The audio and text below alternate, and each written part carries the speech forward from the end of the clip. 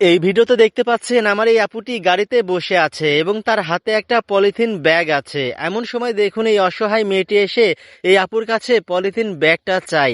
তো আপু দেখুন তার হাতে থাকা পলিথিন ব্যাগটা এই অসহায় মেয়েকে দেয়। আর এদিকে দেখুন গাড়ির মধ্যে এই আপুর একটা ছোট্ট ছেলেও বসে আছে। আর এই ছোট্ট মেয়েটি দেখুন এই রাস্তার এক সাইডে এসে বসে পড়ে। আর বসে পড়ে দেখুন এই অসহায় মেয়েটি তার হাতে থাকা পলিথিন ব্যাগটা তার পায়ে জড়িয়ে নিচ্ছে।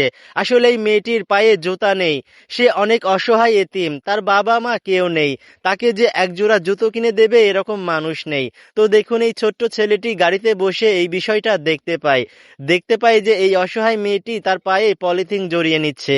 এমন সময় দেখুন এই ছোট্ট ছেলেটি তার মাকে বলছে, মা আমি একটু বাহিরে যাব। তো দেখুন ছেলেটির মা বলছে, আচ্ছা তুমি বাহিরে যাও। আর এই ছেলেটি দেখুন আস্তে আস্তে গাড়ি থেকে নেমে পড়ছে। আর গাড়ি থেকে দেখুন এই ছোট্ট ছেলেটি নেমে দেখুন গাড়িটা বন্ধ করে দিয়ে এই ছোট্ট মেয়েটির কাছে যাচ্ছে। আর এদিকে দেখুন এই ছোট্ট মেয়েটি তার পায়ে সেই পলিথিনটা বেঁধে নিয়ে দেখুন সে কতটা মজা পাচ্ছে। এমন সময় দেখুন এই ছোট্ট ছেলেটি এই মেয়েটির কাছে আসে, এসে দেখুন তার পায়ে থাকা পলিথিন খুলে নেয়। আর এদিকে দেখুন এই ছোট্ট মেয়েটি অনেক কষ্ট পাচ্ছে, কারণ তার পায়ে জুতা ছিল না। এই পলিথিনটা বেঁধে নিয়ে সে কিন্তু অনেক মজা পাচ্ছিল।